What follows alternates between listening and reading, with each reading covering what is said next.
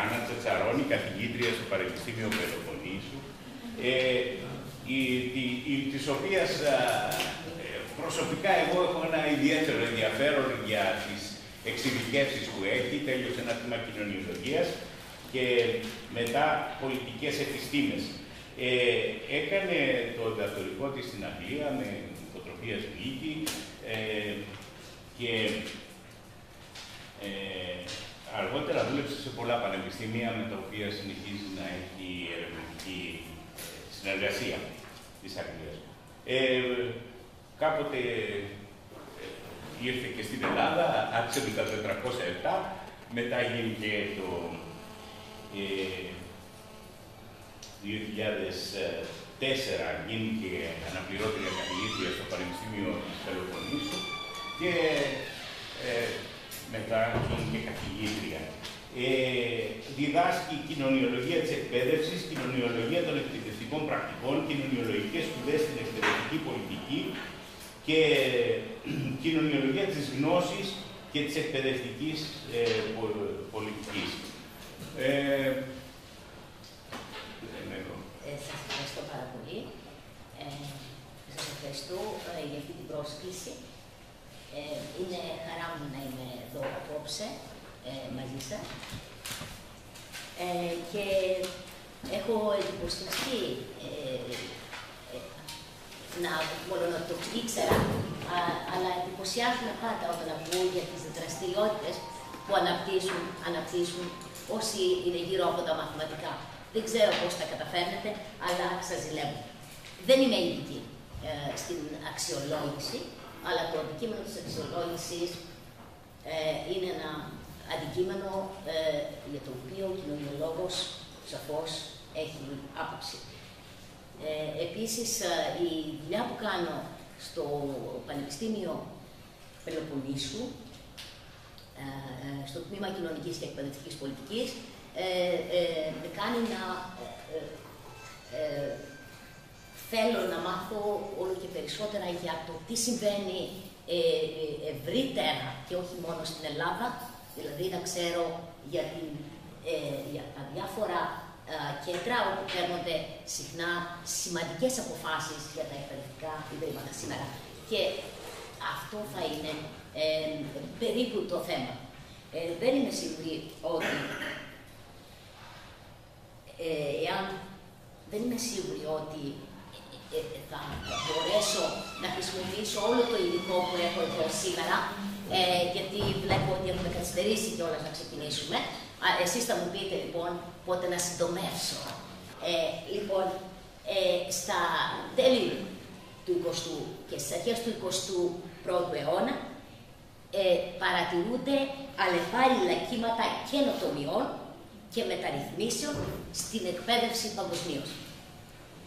Οι μεταρρυθμίσεις αυτές δεν αφορούν μόνο στην αναδιάρθρωση των ευρύτερων στόχων και δομών των εκπαιδευτικών συστημάτων, αλλά στοχεύουν και στην ανασυγκρότηση των λεπτομεριών των εκπαιδευτικών πρακτικών στη μικροκλίμακα.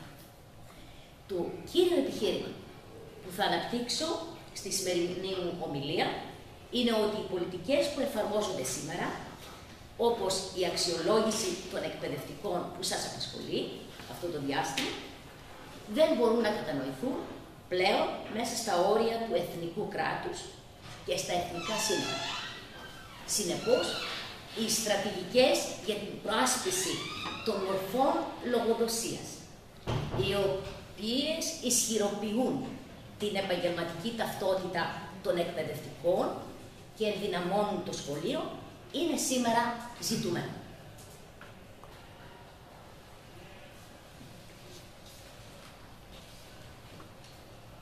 Μελέτες από τη δεκαετία του 80 και μετά περιγράφουν δύο φαινομενικά αντιφατικές τάσεις, οι οποίες άρχισαν να κυριαρχούν ολοένα και περισσότερο στην επίσημη χάραξη εκπαιδευτικής πολιτικής σε πολλές χώρες του κόσμου. Αφενός, δινόταν ολοένα και μεγαλύτερη έμφαση στο ρόλο που διαδραματίζουν οι ιονοί αγορές στην παροχή δημόσιας εκπαίδευσης η οποία επικεντρωνόταν στις πρακτικές της επιλογής, του ανταγωνισμού και της εκχώρησης της λήψης αποφάσεων. Γονείς και μαθητές τοποθετούνται ως καταναλωτές της εκπαίδευσης. Απ' την άλλη όμως, δίνεται ταυτόχρονα μια ολοένα και μεγαλύτερη έμφαση σε πιο άμεσες μορφές ρύθμισης των εκπαιδευτικών ιδρυμάτων και των εκπαιδευτικών που εργάζονται σε αυτά από τις κεντρικές υπηρεσίες του κράτους. Είναι αυτό που λέμε τάσεις συγκεντρωτισμού. Αυτή η τάση εκδηλώνεται με την κατασκευή νέων συστημάτων λογοδοσίας, επιθεώρησης και παρακολούθησης των επιδόσεων, τα οποία είναι σχεδιασμένα να κατευθύνουν τις πράξεις και τις αποφάσεις των ιδρυμάτων και των εκπαιδευτικών προς στόχους και σκοπούς καθιερωμένους από το κράτος.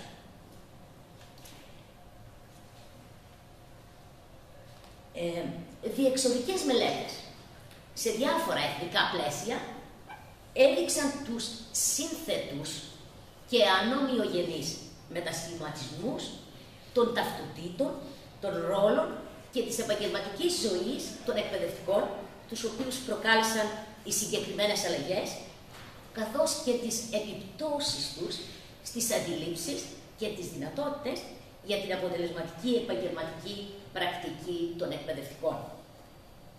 Παρατηρείται μείωση της εκχωρημένης αυτονομίας, όπως λέει κάποιος κοινωνιολόγος, να αποφασίζουν για το περιεχόμενο, τις μεθόδους και τους σκοπούς της διδασκαλίας. Η αυτονομία των εκπαιδευτικών γίνεται όλο και πιο ρυθμιζόμενη, καθώς όλο και περισσότερο απαιτείται από αυτούς να ακολουθήσουν οδηγίες, παραδείγματος χάρη οι εθνικές στρατηγικές για το μαθηματικό γραμματισμό στην Αγγλία, που είναι γνωστές, χωρίς να δίνεται σημασία στην ιστορία, τις βλέψεις και τις επαγγελματικές κουλτούρες τους. Το έργο των εκπαιδευτικών τα τελευταία χρόνια παγκοσμίως υποβάλλεται επίσης στο έλεγχο των αποτελεσμάτων. Αυτό που ο Μπολ ονομάζει νέο σύνολο ρυθμιστικών κανόνων, αποτελούμενο από διακριτές τεχνολογίες της επιτελεστικότητας. Πρόκειται για μεθόδους κρατικής ρύθμισης, οι οποίες απαιτούν από τα ιδρύματα ή τους εργαζόμενους να καθιστούν τα επιτεύγματά τους επιδεκτικά δημόσιας έκθεσης. Οι εκθέσεις αυτές της επιτέλεσης χρησιμοποιούνται κατόπιν από το κράτος για την πραγματοποίηση συγκρίσεων και διατύπωση κρίσεων, ως προς τα ποια ιδρύματα ή και άτομα πρέπει να ανταμυφθούν ή να τιμωρηθούν. Οι επιτελεστικές τεχνολογίες περιλαμβάνουν αξιολογήσεις μεμονωμένων ατόμων, αυτοαξιολογήσεις σχολείων, ενοποιημένους καταλόγους επίδοσης των ιδρυμάτων, τα link tables, και επιθεωρήσεις.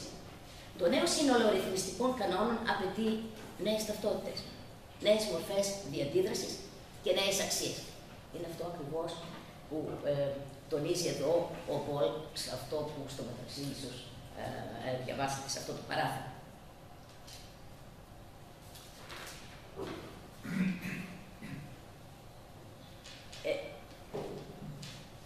Άρα αυτό που ήθελα να πω τώρα είναι ότι υπάρχουν πολλές μελέτες διεθνώς σήμερα, οι οποίες δείχνουν το αντίκτυπο της αλλαγής, των αλλαγών που έχουν γίνει στα εκπαιδευτικά συστήματα και εστιάζουν στους εκπαιδευτικούς, στις ταυτότητές τους, γενικότερα στους επαγγελματίες, όχι μόνο στην εκπαίδευση, αλλά επίσης στο δημόσιο τομέα, τους επαγγελματίες του δημόσιου τομέα.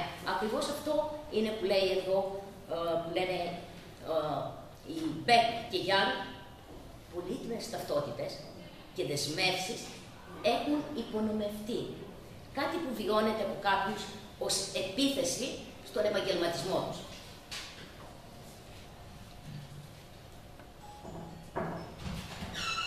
Είναι αλήθεια ότι υπάρχει αύξηση στην έρευνα με στόχο τη μέτρηση των επιδόσεων. Τις επιδόσεις των εκπαιδευτικών συστημάτων σε υπερεθνικό ή εθνικό επίπεδο. Τα δεδομένα συγκεντρώνονται και αυτά έχουν συμβάλει στη δημιουργία του λεγόμενου αξιολογικού κράτους ή του πλέγματος επιτέλεση αξιολόγηση, το οποίο περιλαμβάνει το λογιστικό έλεγχο, αυτό που λέμε audit συχνά, επιθεώρηση, αξιολόγηση, ρύθμιση. Αυτές οι αλλαγές, αυτά τα αποτελέσματα φαίνονται στις θεσμικές αλλαγές που συμβαίνουν στα τμήματα, στα ιδρύματα, στα πανεπιστημιακά ιδρύματα. Δηλαδή, πρόκειται για αλλαγές στη διακυβέρνηση των εκπαιδευτικών ιδρυμάτων, της σχολικής και όχι μόνο εκπαίδευσης. Μέσα σε αυτό το πλαίσιο παρουσιάζει, νομίζω, ιδιαίτερο ενδιαφέρον η ερευνητική βιβλιογραφία που εξετάζει τις εκπαιδευτικές πολιτικές στο πλαίσιο της παγκοσμιοποίησης και της διαμόρφωσης του χώρου ευρωπαϊκής εκπαιδευτικής πολιτικής. Σημαντικές μελέτες με αυτή την προσέγγιση πραγματοποιήθηκαν στο πλαίσιο του Ευρωπαϊκού Ερευνητικού Προγράμματος Fabricating Quality in European Education, κατασκευάζοντας την ποιότητα, την ποιότητα στην ευρωπαϊκή εκπαίδευση. Αυτό το πρόγραμμα συντονίστηκε από το Κέντρο Εκπαιδευτικής Κοινωνιολογίας του Πανεπιστημίου του Εδιμβούργου και συμμετείχαν οι χώρες Αγγλία, Σκωτία, Φινλανδία, Δανία και Σουηδία με χρηματοδότηση από τα εθνικά ερευνητικά του Συμβούλια και από την Ευρωπαϊκή Ένωση. Το πρόγραμμα εστιάστηκε στη διακυβέρνηση της εκπαίδευσης μέσω σύγκλησης και απόκλησης των πλαισίων διασφάλισης ποιότητας στα εκπαιδευτικά συστήματα των χωρών αυτών και στην έκταση της ευρωπαϊκοποίησης, Europeanization, μεταφράζω, της εκπαίδευσής τους. Οι θέσεις που διατυπώνονται από τους κοινωνιολόγους αυτούς είναι ότι οι αλλαγές στον τρόπο διακυβέρνησης της εκπαίδευσης στο πλαίσιο της Ευρωπαϊκής Ένωσης αποτελούν σημαντικό πεδίο έρευνας σήμερα. Η ανάπτυξη των συστημάτων διασφάλισης ποιότητας και αξιολόγησης αποτελεί μια μορφή ευρωπαϊκοποίησης. Στη διακυβέρνηση δεν θα το πω εξευρωπαϊσμού, ευρωπαϊκοποίησης στη διακυβέρνηση της εκπαίδευσης. Συνεπώς, αποτελεί ζήτημα μείζωνος σημασίας για την κατανόηση της κοινωνίας της γνώσης, οικονομίας της γνώσης, ως κεντρικό στόχο της ευρωπαϊκής εκπαιδευτικής πολιτικής.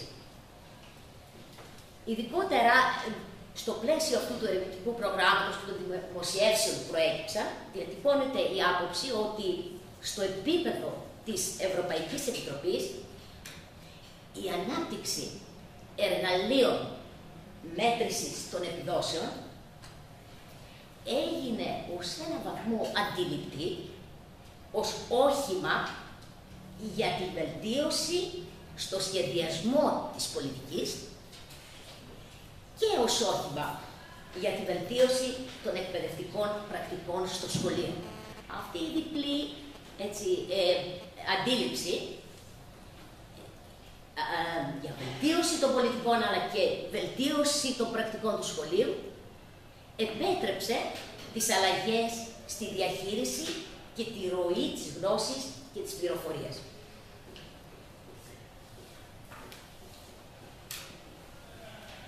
Στη βιβλιογραφία αυτή,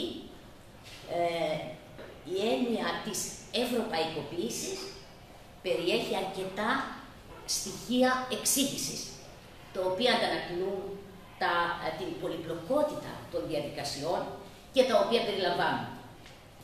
Πρώτον, υπερεθνικές ροές και δίκτυα ανθρώπων, ιδεών και πρακτικών που διαπερνούν τα ευρωπαϊκά σύνορα.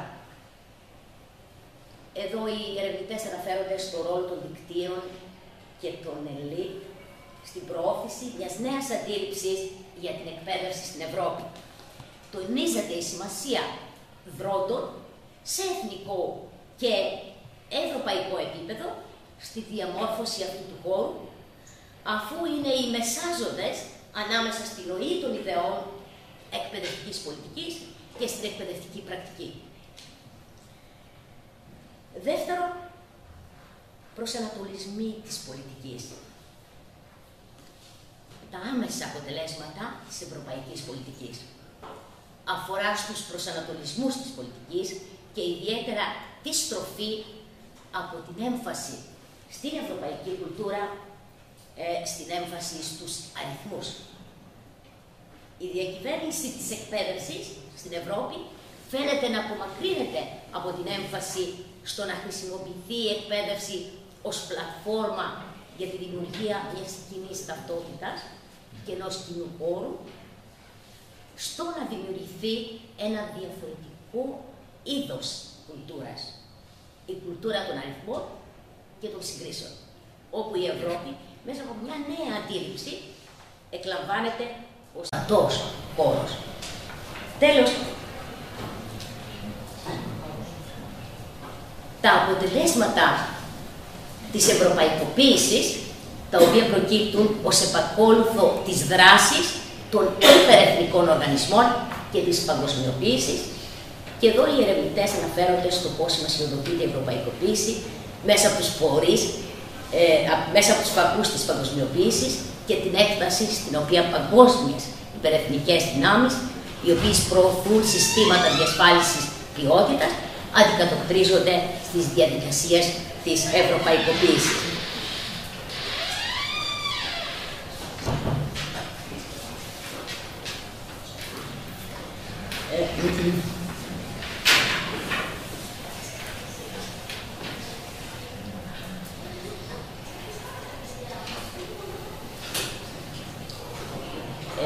Θα προσπαθήσω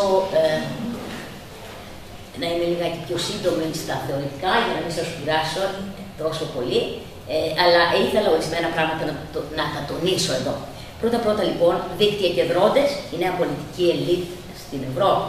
Αυτό είναι το θέμα που απασχολεί τους κοινωνιολόγους ερευνητές. Η Ευρώπη είναι η ιδέα εκείνη η οποία επιτρέπει να γίνονται διαχειρίσιμες οι δυσκολίες και οι προκλήσεις που αντιμετωπίζουν τα έθνη κράτη, καθώς η παγκοσμιοποίηση υπερβαίνει τις δυνατότητες των επιμέρους κρατών να την διαχειριστούν από μόνα τους. Με αυτή την έννοια η Ευρώπη, αν και δεν χαρακτηρίζεται από ομοιογένεια, έχει ορισμένα κοινά χαρακτηριστικά. Είναι ανοιχτή στην αγορά. Επιδιώκει να δημιουργήσει μια ένωση που είναι ικανή να διαχειριστεί το ρίσκο. Ενώ η διακυβέρνησή της βασίζεται στη συνένεση και στη ρύθμιση. Η ευρωπαϊκοποίηση αναφέρεται στη διαδικασία διαμόρφωσης της Ευρωπαϊκής Ένωσης, στις διαδικασίες που χαλαρά ή τυπικά συνάπτονται με αυτή τη διαμόρφωση ή που τίθενται σε κίνηση από αυτή. Είναι επίσης ένα φαινόμενο πολιτικό, χωρικό και φαινόμενο δικτύωσης. Η διακυβέρνηση του ευρωπαϊκού χώρου διαμόρφωσης εκπαιδευτικής πολιτικής εμφανίζεται όλο και περισσότερο να παράγεται μέσα από την οικοδόμηση σχέσεων μεταξύ δρόντων σε δίκτυα και κοινότητες. Πήγαινα αρκετά χρόνια σε ένα συνέδριο στην Ευρώπη, αλλά φέτος συνειδητοποίησα ότι τελικά το συνέδριο αυτό, το European Educational Research Association, ήξερα ότι αποτελείται από δίκτυα, αλλά δεν τα είχα νοηματοδοτήσει με τον ίδιο τρόπο που το νοηματοδότησα όταν άρχισα να καταλαβαίνω και να συζητάμε τι είναι ένα δίκτυο σήμερα, τι είναι η Ευρώπη σήμερα. Χρήσιμη στο σημείο αυτό είναι η ενοιολογική διάκριση που γίνεται στη βιβλιογραφία μεταξύ του χώρου και του τόπου. Η καθιέρωση, για παράδειγμα, του κοινού νομίσματος ήταν μια προσπάθεια δημιουργίας της Ευρώπης ως ενός χώρου. Space και όχι place. Με την άρση των εμποδίων για τη φυσική κίνηση των αγαθών και των ανθρώπων, χάρη της κινητικότητας, διαθεσιμότητας και δυνατότητας διασύνδεσης, τα οποία εμφανίζονται ως λύσεις στα κοινωνικά και οικονομικά προβλήματα.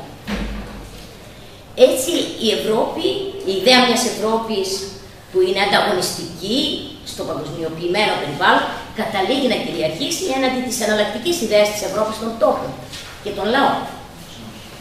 Το πρόγραμμα της ευρωπαϊκοποίησης φαίνεται να εξαρτάται όλο και περισσότερο από τη συνεργασία και από την από κοινού κινητοποίηση των πόρων ατόμων που δρούν στα επιμέρους εθνικά επίπεδα διαμόρφωσης πολιτικής, δρόντες οι οποίοι ορισμένες φορές τοποθετούνται έξω από το κυβερνητικό ιεραρχικό έλεγχο.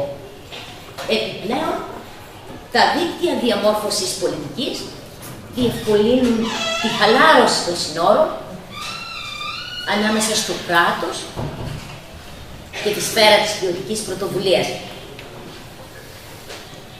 Αυτό αποτελεί ένα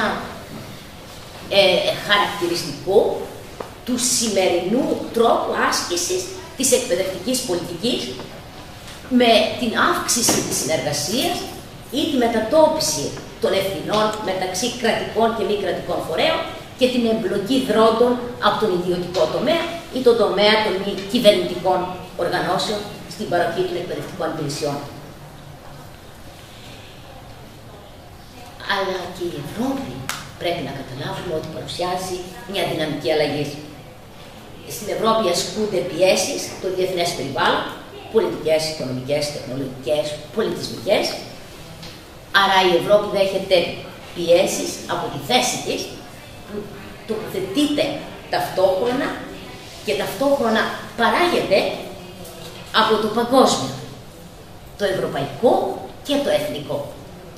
Σε αυτή την κλίμακα, οι διαφορετικοί δρόντες αναπτύσσουν και διαφορετική ταχύτητα, τα λέγαμε.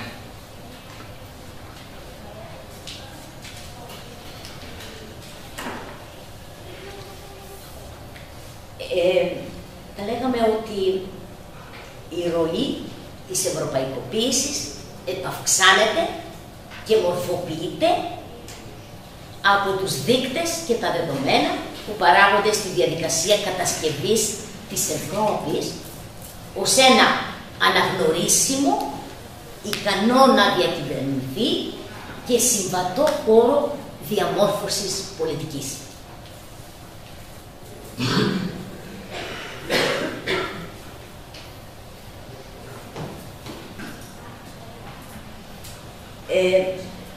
Σε αυτό η σύγκριση, και τονίζω ότι είναι μεγάλη σημασία, οι διεθνείς συγκριτικές μελέτες που παράγονται και διακινούνται σήμερα, όπως το PISA.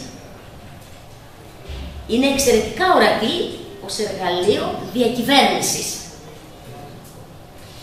στο επίπεδο του διοικητικού μηχανισμού και στο επίπεδο του κράτους.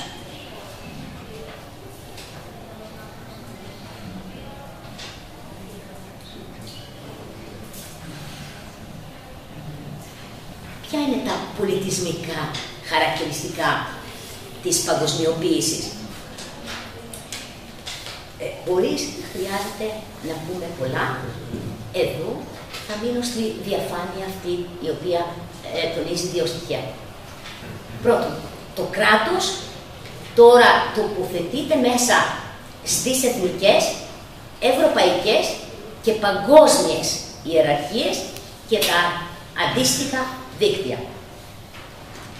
Το δεύτερο στοιχείο που έχει σημασία όταν εστιάζουμε στα πολιτικά χαρακτηριστικά της παγκοσμιοποίησης είναι ότι η εκπαίδευση ειδικότερα απέκτησε μεγαλύτερη ορατότητα στο πεδίο της πολιτικής μέσα στην Ευρώπη καθώς επανασυγκροτήθηκε ως κεντρική διάσταση στην ενδυνάμωση της Ευρώπης ως οικονομίας της γνώσης και της Ευρώπης ως ενιαίας αγοράς.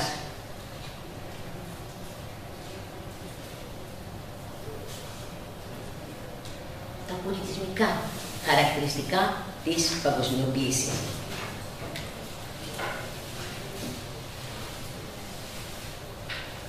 Οι πτυχές της παγκοσμιοποίησης που μας ενδιαφέρουν εδώ είναι αυτές που βοηθούν στην κατανόηση των αλλαγών στην πολιτική και τις πολιτικές στρατηγικές της Ευρώπης και τη διαδικασία της ευρωπαϊκοποίησης ως μέρος του παγκόσμιου, μέσα στο οποίο περιλαμβάνεται η μετατόπιση από την έμφαση στην κουλτούρα στην έμφαση στους αριθμούς. Η πολιτική παγκοσμιοποίηση, είπαμε, συνδέεται με την εξέταση της νέας κλίμακας πολιτικής για την παραγωγή εκπαιδευτικής πολιτικής και πρακτικής, ενώ η πολιτισμική παγκοσμιοποίηση αφορά αυτό που ο Κλίφορντ αποκάλεσε κατοικώντας στη ρευστότητα του ταξιδιού.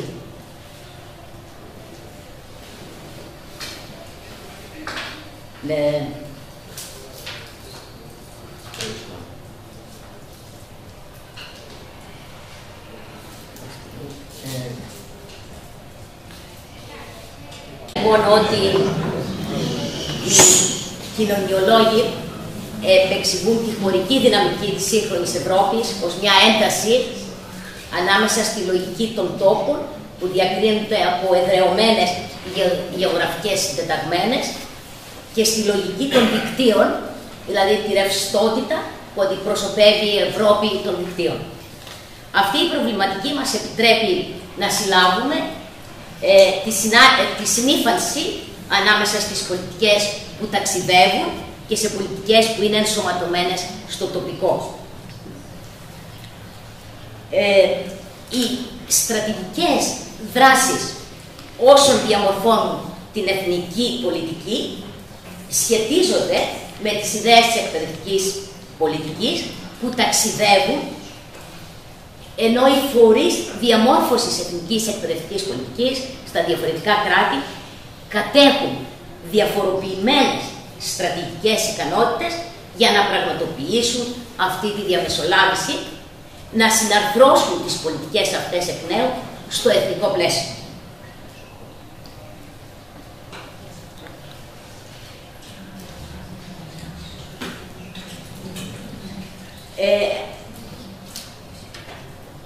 Ο παλιός ευρωπαϊκός μύθος ήταν γύρω από την υψηλή κουλτούρα, τις ιδέες του διαφωτισμού που δημιουργούσαν οι ευρωπαϊκοί λαοί. Αυτές οι ιδέες είχαν ωστόσο μια δυνατή κοινωνική διάσταση. Τα κράτη-μέλη της ΕΕ είχαν προσκληθεί για να οικοδομήσουν μια κοινωνική Ευρώπη που θα εγκαθιδρυόταν ενάντια στο απάνθρωπο οικονομικό σύστημα των χαμένων και κερδισμένων που άρχιζε να αναπτύσσεται γοργά και να αποκτά παγκόσμια κυριαρχία. Μέσω της εκπαίδευσης και της κουλτούρας, περίπου για 3 δεκαετίες και παρόλη την αρχή της επικουρικότητας, η Ευρώπη έγινε αξία διαχρονική και αδιαμφισβήτητη. Για τις 3 δεκαετίες πριν από το 2000. Τα εθνικά εκπαιδευτικά συστήματα αυτό το διάστημα έχει ενδιαφέρον να πούμε ότι παρέμειναν αμετάβλητα. Δεν είχαν επιρροές μεγάλες από την Ευρώπη παρά τη συζήτηση όλη για την Ευρωπαϊκή Ένωση. Το σημείο καμπής, λοιπόν, στο αυξανόμενο ενδιαφέρον για την ανάπτυξη συστημάτων διασφάλισης της ποιότητας για τα εκπαιδευτικά συστήματα της Ευρώπης είναι η στρατηγική της Λισαβόνας το 2000. Το ενδιαφέρον αυτό δικαιολογήθηκε με αναφορά στην παγκοσμιοποίηση και στην ανάγκη ανάπτυξης μιας οικονομίας της γνώσης που να καθιστά ανταγωνιστική την οικονομία της Ευρωπαϊκής Ένωσης στο νέο αυτό περιβάλλον. Στο ίδιο πλαίσιο προτάθηκε και ένα νέο στυλ διακυβέρνησης. Η ανοιχτή μέθοδος συντονισμού. Κεντρικό στοιχείο αυτού του νέου εργαλείου πολιτικής αποτέλεσαν οι δείκτες και τα μέτρα σύγκρισης, καθώς η ανοιχτή μέθοδος συντονισμού προβλήθηκε ως μαλακή πολιτική. Σημαντική εξέλιξη εδώ θεωρείται το ότι η στρατηγική της Λισαβόνας επαναπροσδιορίσε την εκπαίδευση ως μάθηση. Από ένα θεσμοθετημένο και ταξινομημένο τομέα, η εκπαίδευση μετασχηματίστηκε σε ένα ρευστό, ευέλικτο και εκτινόμενο πέρα από τα όρια του κράτους φαινόμενο, τη μάθηση. Η μάθηση έγινε ο χώρος για τη δημιουργία της ευρωπαϊκής ταυτότητας, όπως η εκπαίδευση ήταν ο τόπος για τη δημιουργία της εθνικής ταυτότητας. Όπως γράφουν κάποιοι, με το πέρασμα αυτό η Ευρώπη δεν χρειαζόταν πλέον να είναι στις καρδιές και στο μυαλό των ανθρώπων, όπως προηγουμένως, αλλά δημιουργείται, συστηματοποιείται, εξετάζεται, βελτιώνεται με τα νέα εργαλεία μαλακής, soft, ήπιας διακυβέρνησης. Τη σύγκριση και τη χρήση μέτρων σύγκρισης. Τα σκληρά εργαλεία, όπως διακυβέρνηση, συχνά προκαλούν, όπως ξέρουμε, αντιστάσεις. Ο μαλακός νόμος αυτό επιβάλλεται και αυτό διατηρείται. Είναι αποτελεσματικός, διαχειρίσιμος και οικονομικός. Μοιάζει να είναι ζήτημα επιλογής, εμφανίζεται αντικειμενικός, έχει μελλοντικό προσανατολισμό και σχετίζεται με τις τρέχουσες ανησυχίες.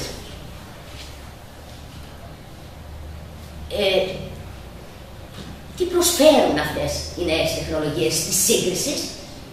Ας έχουμε στο μυαλό μας το PISA. Στη καλύτερη τους εκδοχή, αυτές οι νέες τεχνολογίες διακυβέρνησης προσέφεραν ένα πιο συνεκτικό και οργανωμένο πλαίσιο για τη βελτίωση της ποιότητας των εκπαιδευτικών συστημάτων στις χώρες της Ευρώπης. Στη χειρότερη τους εκδοχή, απλά μετασχηματίζουν την κουλτούρα της εκπαίδευσης και τις παραδόσεις, κάθε πτυχή της διδασκαλίας και της μάθησης, σε πίνακες, γραφήματα που είναι κενά νοήματος, έξω από κάθε πολιτικό πλαίσιο ή αίσθηση ιστορίας και τόπου.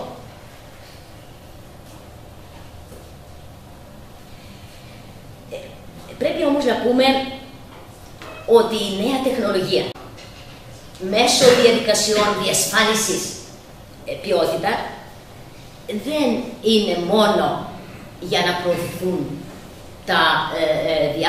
οι διάφοροι στόχοι της Ευρωπαϊκής Ένωσης, αλλά είναι ταυτόχρονα και ένα πρόγραμμα διαμόρφωσης ταυτότητας μιας νέας ευρωπαϊκής ταυτότητας, η οποία χαρακτηρίζεται από την έμφαση στο ανταγωνιστικό πλεονέκτημα και την υπεύθυνη ατομικότητα. Χαρακτηριστικά που νομίζω είναι σημαντικά και αξίζει ίσως να τα σκεφτούμε περισσότερο.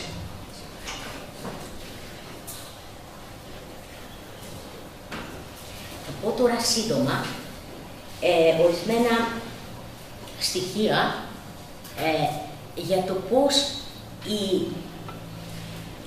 αυτή η πολιτική της διασφάλισης ποιότητας, πώς κατασκευάζεται, πώς εμφανίζεται στα διαφορετικά εθνικά,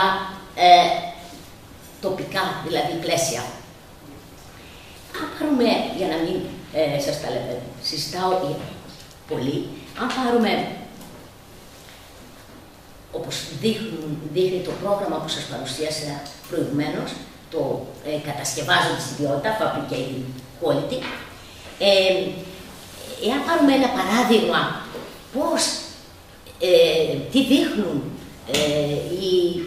πώς χρησιμοποιείται η αυτοαξιολόγηση στις διαφορετικές χώρες, θα δούμε τις μεγάλες διαφορές. Μερικές φορές γενικά η αυτοαξιολόγηση εκλαμβάνεται σε κάποιες χώρες ως κάτι το πρόσθετο και προστίθεται δηλαδή στις πρακτικές διασφάλισης ποιότητας, δηλαδή σε σκληρούς δείκτες επιδόσεων. Άλλες πάλι φορές η αυτοαξιολόγηση θεωρείται σε άλλες χώρες απλά ως υποκατάστατο των πιο αυστηρών και συγκεντρωτικών μορφών αξιολόγησης. Άρα έχουμε λοιπόν διαφορές στον τρόπο που μία πολιτική για την ποιότητα, διασφάλιση ποιότητας στην εκπαίδευση ερμηνεύεται και υιοθετείται και νοηματοδοτείται στα διαφορετικά πλαίσια. Αν θέλουμε λίγη περισσότερη πληροφορία για αυτό το θέμα, μπορεί να βοηθήσει και στη συζήτηση. Τα δεδομένα της αυτοαξιολόγησης αποτελούν στην Αγγλία το αρχικό στάδιο της επιθεώρησης. Στη Δανία η αυτοαξιολόγηση αποτελεί ένα σταθερό στοιχείο στις αξιολογήσεις, στις οποίες προβαίνει το Ινστιτούτο Αξιολόγησης της Δανίας. Στη Σκωτία το σύστημα περιγράφει δείκτες και όχι στόχους που θα επέλεγαν οι εκπαιδευτικοί των σχολείων. Οι Φιλανδοί και οι Σουηδοί συζητούν με τον τρόπο με τον οποίο στις δύο αυτές χώρες οι δημοτικοί πάροχοι εκπαιδευτικών υπηρεσιών είναι υποχρεωμένοι να αξιολογούν τον εαυτό τους οι ίδιοι, αλλά αυτό που τονίζεται είναι ότι σε τοπικό επίπεδο ο χώρος για ελιγμούς σταδιακά στενεύει από την αυξημένη ποσότητα που χρειάζονται, που απαιτούν οι δραστηριότητες γύρω από αυτή την προσπάθεια να διασφαλιστεί, να μετρήσουμε την ποιότητα, να διασφαλιστεί η ποιότητα.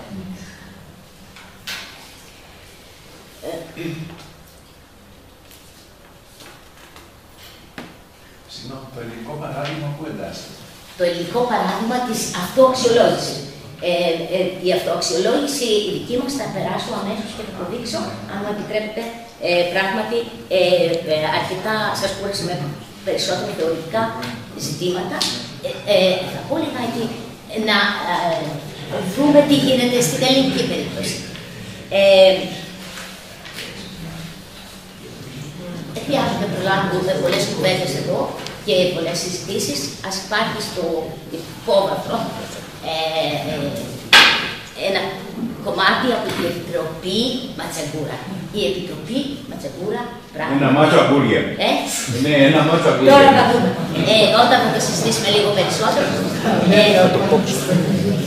Η Επιτροπή Ματσαγκούρα, λοιπόν, τονίζει ορισμένα πράγματα που αξίζει να τα δούμε και εδώ δεν αναφερόμαστε, δεν φωτίζει καλά το πρόβλημα, το ερώτημα που θέσατε για την αυτοαξιολόγηση, αλλά μπορούμε να δούμε ορισμένα στοιχεία. Ζητάει ένα συνδυαστικό σύστημα αξιολόγησης, έτσι, όπου υπάρχει και η αυτοαξιολόγηση, αλλά και η ιεραρχική εσωτερική αξιολόγηση. Θέλω να κρατήσετε αυτή τη λέξη, η ιεραρχική εσωτερική αξιολόγηση. Και βέβαια υπάρχει μια ανεξάρτητη αρχή, η οποία πάλι αυτό έχει ενδιαφέρον, η διατύπωση έχει ενδιαφέρον, αφορά στη διασφάλιση της εγκυρότητας, της αξιοπιστίας και της αντικειμενικότητας των διαδικασιών αξιολόγησης δομών, στελεχών και εκπαιδευτικών. Για να μπορέσουμε να καταλάβουμε λιγάκι πού βρίσκεται αυτή η Επιτροπή, σαφώς βρίσκεται με μερικά, έτσι, είναι χαρακτηριστικό ότι και η Αγγλία ακριβώς έχει Το ίδιο σύστημα. Λοιπόν, ενίσχυση του ελέγχου θα πω εγώ τώρα. Θα φανεί αυτό καλύτερα εάν πάμε σε ένα άλλο υλικό.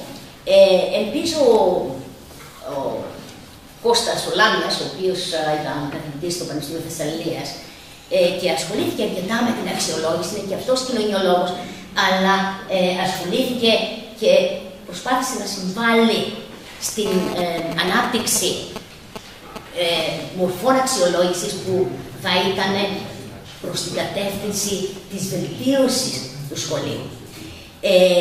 Το υλικό μου το διέθεσε, το υλικό που είχε ετοιμάσει, και από ό,τι φαίνεται επηρέασε κάπως την Επιτροπή Ματσαγκούρα. Εν τούτης, νομίζω ότι οι εμφάσεις αυτού του υλικού που δεν αξιοποιήθηκε τελικά, δεν χρησιμοποιήθηκε, αξιοποιήθηκαν κομμάτια του ίσως σε αυτή την Επιτροπή Ματσαγκούρα.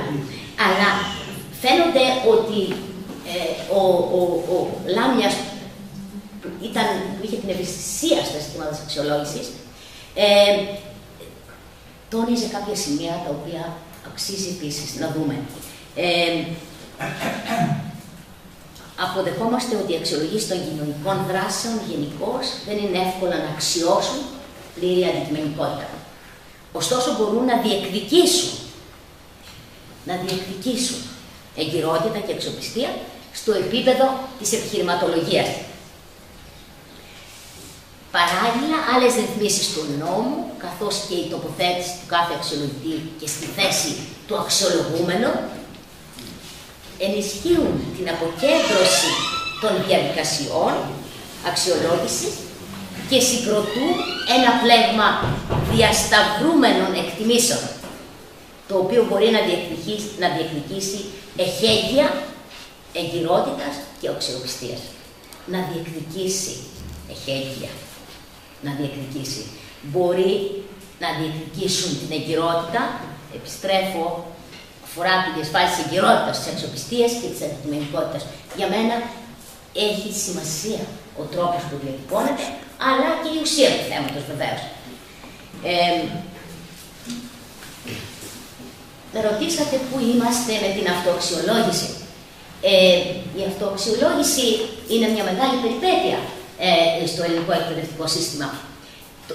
Ίσως να θυμάστε ότι το 1999 ο Ιωσήφ Σολομών ήταν στο Παιδαγωγικό Ινστιτούτο, στο τμήμα αξιολόγησης. Δεν είναι μαζί μας πλέον ο Ιωσήφ Σολομών, δεν έχει πεθάνει, αλλά είχε ασχοληθεί επισταμένος και είχε αναπτύξει ένα μικρό πιλωτικό πρόγραμμα, όπου και από τον τίτλο ακόμα, πιλωτικό πρόγραμμα και σε λίγα σχολεία είναι αλήθεια, αλλά διαμόρφωσε ένα οδηγό που είναι πάρα πολύ οι εκπαιδευτικοί και τα σχολεία το χρησιμοποίησαν, το βρήκαν πολύ χρήσιμο, και από τον τίτλο του και μόνο καταλαβαίνουμε, του οδηγού αυτού καταλαβαίνουμε πού είναι η έμφαση. Εσωτερική αξιολόγηση και προγραμματισμός του εκπαιδευτικού έργου στη σχολική μονάδα. Τελεία. Δεν έχει τίποτα άλλο εδώ. Ο στόχος ήταν ένας. Η βελτίωση του σχολείου, η ενδυνάμωση του σχολείου, γιατί αυτή η λέξη βελτίωση σήμερα λέγεται από παντού και όλα τα χείλια πήγεται, μιλούσε για την ενδυνάμωση του σχολείου και την ενίσχυση της επαγγελματικής ταυτότητας του εκπαιδευτικού. Την ενίσχυση της επαγγελματικής του ταυτότητας. Το 2010 ο Κώστας ο Λάμιας χρησιμοποίησε και αυτό στοιχεία από την αξιολόγηση, τον οδηγό του Σολομών.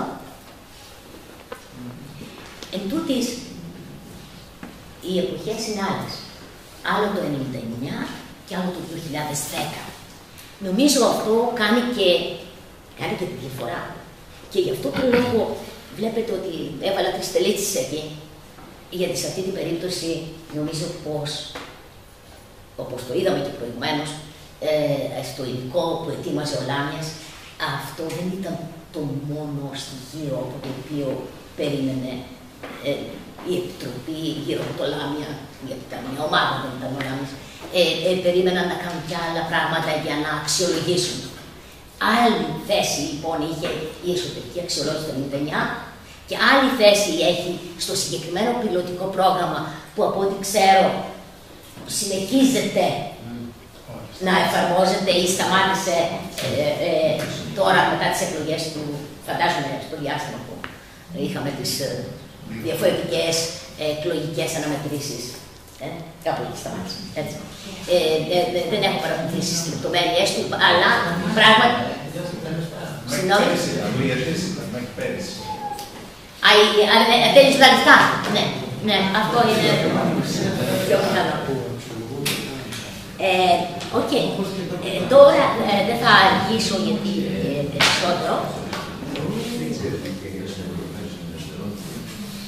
Για να καταλάβουμε όμως. Άρα στην Ελλάδα είπα συνέχειες και αποσπασματικότητα. Αυτό θα μπορούσα να πω με μια κουβέντα για το τι συμβαίνει στην Ελλάδα. Μολονότι ο τρόπος που εμφανίζεται ξανά να μπαίνει αυτό το πλαίσιο στις σημερινές συνθήκες θα πρέπει να μας απασχολήσει, γιατί πράγματι η επίκληση γίνεται στην Ευρώπη. Λένε ότι κι άλλοι Ευρωπαίοι το κάνουν, έτσι το κάνουν. Η αλήθεια είναι όμως ότι πρέπει να δούμε καλά τι ακριβώς παίζεται. Έτσι, ποια είναι η λογική του νέου πλαισίου διασφάλισης της ποιότητας και αξιολόγησης στην ελληνική εκπαίδευση. Αλλά γενικότερα, για να διευκολύνω και τη συζήτηση, σκέφτηκα ότι ίσως είναι χρήσιμο να δούμε σήμερα, στη σημερινή συγκυρία, τι είναι εκείνο που τονίζεται στην Ευρώπη και σε άλλους διεθνείς οργανισμούς για τους οποίους τόσο πολύ μίλησα πιο θεωρητικά προηγουμένως. Αν πάμε στην Ευρωπαϊκή Επιτροπή, έτσι ρίξτε μια ματιά στην Ευρωπαϊκή Επιτροπή, θα δείτε ότι αυτό που τονίζεται αυτές τις μέρες, το τελευταίο διάστημα, είναι ότι πρέπει να κάνουμε να συνεργαστούμε όλοι, η Ευρωπαϊκή Επιτροπή και όσοι διαμορφώνουν πολιτική στο εθνικό πλαίσιο. Για ποιο πράγμα? Για την ποιότητα στη μάθηση, έτσι, για να δώσουμε καλύτερη ποιότητα, για να προσφέρουμε καλύτερη ποιότητα μάθησης στο κάθε σπουδαστή. Δεύτερον, να υποστηρίξει το δάσκαλο, τον εκπαιδευτικό, αλλά για να καταλάβουμε όμως ποιος είναι ο προσανατολισμός τους, νομίζω ότι πρέπει να δούμε ότι εξακολουθεί και μάλιστα στην εποχή της κρίσης στην Ευρώπη να δίνεται πολύ μεγαλύτερη έμφαση στις δεξιότητες. Και τώρα, ξέρετε, η έμφαση στις δεξιότητες πιάνει περισσότερο λόγω της κρίσης. Είναι ένα ερώτημα όμως, εάν οι δεξιότητες στα μαθηματικά, για παράδειγμα, θα μας έλυναν το πρόβλημα. Μπορούμε να δώσουμε κάποια έτσι περιγραφή στον αναλυσμό. Τι ακριβώς σημαίνει δεξιότητες και πώς διαφοροποιείται από το ικανότητα, ξέρω εγώ. Δεξιότητες έχει ένα προσανατολισμό προς η γνώση είναι εκείνη μόνο που μας επιτρέπει να λύνουμε προβλήματα. Αλλά εσείς έχετε, η επίλυση προβλήματος είναι στο κέντρο των διδακτικών σας. Οπότε μπορούμε να το συζητήσουμε λίγο περισσότερο. Τι εννοούν με τις δεξιότητες? Άλλοτε τις λένε ευέλικτες, άλλοτε τις λένε γενικές. Έχουν πολλά ονόματα, πολλά νοήματα εκεί μέσα, αλλά ένα είναι βέβαιο, ότι δεν εννοούν την επιστημονική γνώση των μαθηματικών με τον τρόπο που το ξέραμε. Δεν είναι κακό αυτό να λέμε ότι δεν υποστηρίζω ότι πρέπει να γυρίσουμε πίσω στη δασκαλία των μαθηματικών όπως την κάναμε παλιά, αλλά εάν αναλύσουμε το PISA σήμερα, θα δούμε ότι τα παραδείγματα που έχουν είναι παραδείγματα τα οποία μας υποτίθεται ότι ζητούν από το παιδί να αναλύσει να λύσει προβλήματα μάλλον, να χρησιμοποιήσει τη γνώση που έχει στον καθημερινό κόσμο ή στον κοινωνικό κόσμο, σαν να λύσει ένα πρόβλημα, αλλά επί της ουσίας τα περισσότερα από αυτά έχουν πολύ χαμηλό επίπεδο επιστημονικό ακριβώς.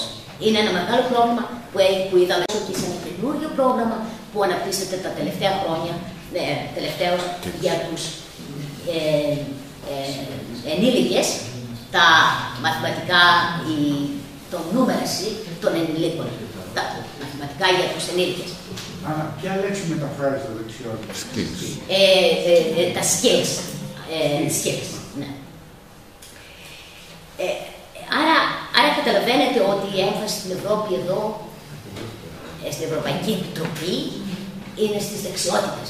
Και αυτό είναι ένα ζήτημα που καταλαβαίνετε ότι αν συνδεθεί με την ποιότητα, τότε βάζει συγκεκριμένα κριτήρια για το τι είναι ποιότητα. Αν πάμε τώρα στον ΟΣΑ, ο οποίος βέβαια έχει την ευθύνη για το PISA και το PIA, όπως είπα πριν.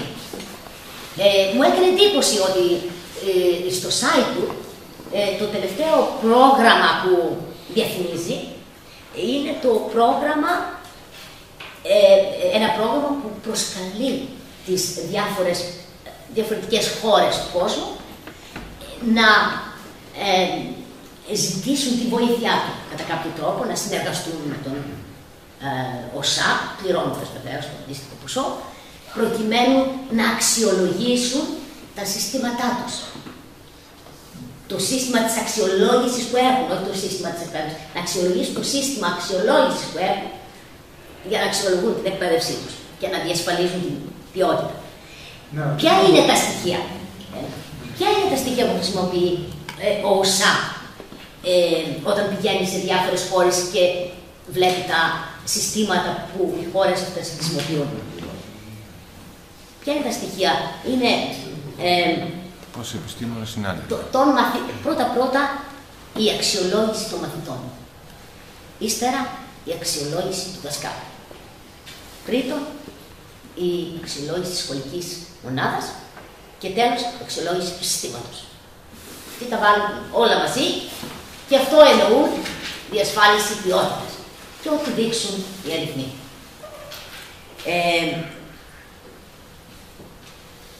Πήγα επίσης και σε ένα άλλο site, το οποίο έχει μεγάλο ενδιαφέρον, γιατί δραστηριοποιείται σήμερα στην Ευρώπη πάρα πολύ.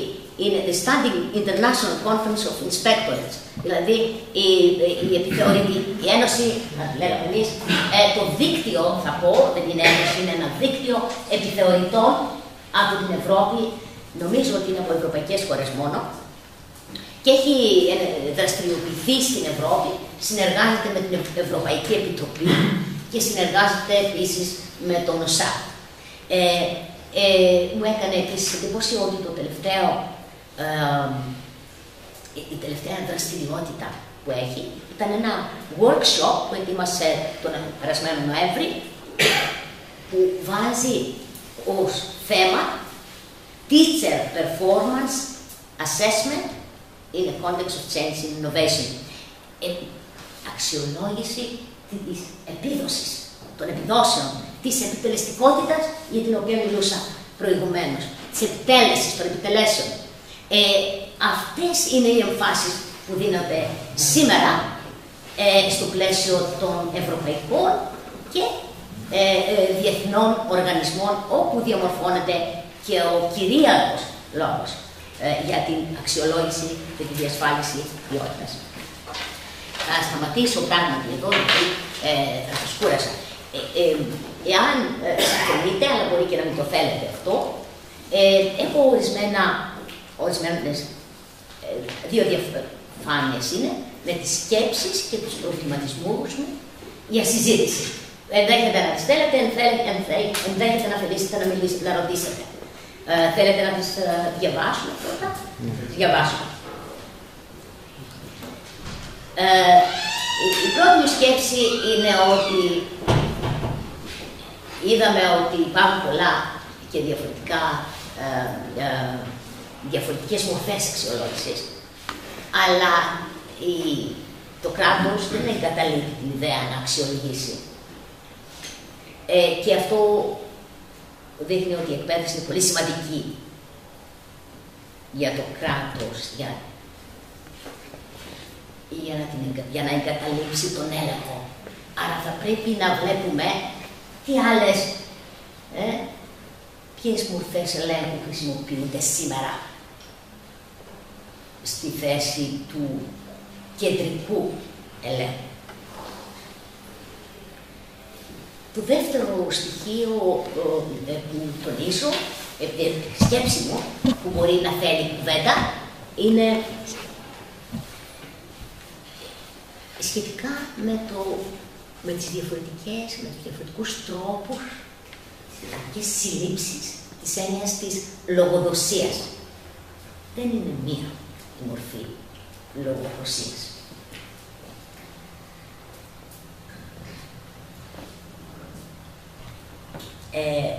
Τρίτο, μπορεί να θέλετε να κουβεντιάσουμε λιγάκι περισσότερο, ειδικά εάν έχετε κάποια οι σύμβουλοι εδώ θα γνωρίζουν καλύτερα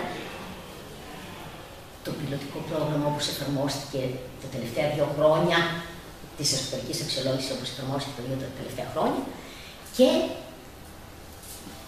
τη λογική του και ποια ήταν η λογική του πιλωτικού προγράμματος του 1999. Αν θέλετε να το κουβεντιάσουμε αυτό, έχει επίσης κάποιο ενδιαφέρον.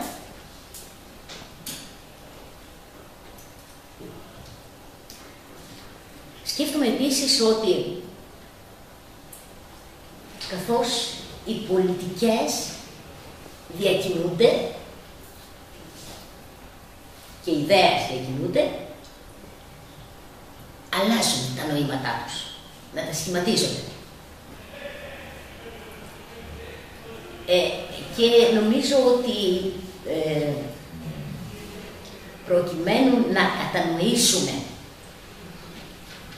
τι σημαίνει, ποια ήταν τα διακυβεύματα γύρω από μια πολιτική, θα πρέπει να καταλάβουμε, πρέπει να φτάσουμε, να μελετήσουμε, να δούμε αυτή τη λογική, τη βασική λογική.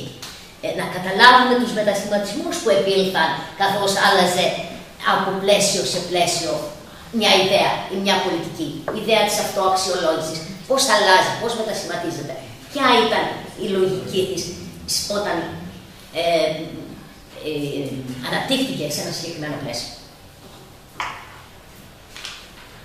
Και τέλος, οι διάφορες πολιτικές διασφάλισης ποιότητας κατά κάποιο τρόπο εφαρμόζονται ως τεχνικές για να μας μεταγγίσουν νέες μορφές γνώσης, όπως είδαμε στο site της Ευρωπαϊκής Επιτροπής, όπου τονίζονταν δεξιότητες ως σημαντικές. Άρα, οι πολιτικές διασφάλισης ποιότητας εφαρμόζονται και ως τεχνικές μετάγγισης. Και συνεπώς θα ήθελα να συζητήσουμε ποιες είναι οι επιπτώσεις αυτού. Για τη γνώση. Ευχαριστώ πολύ.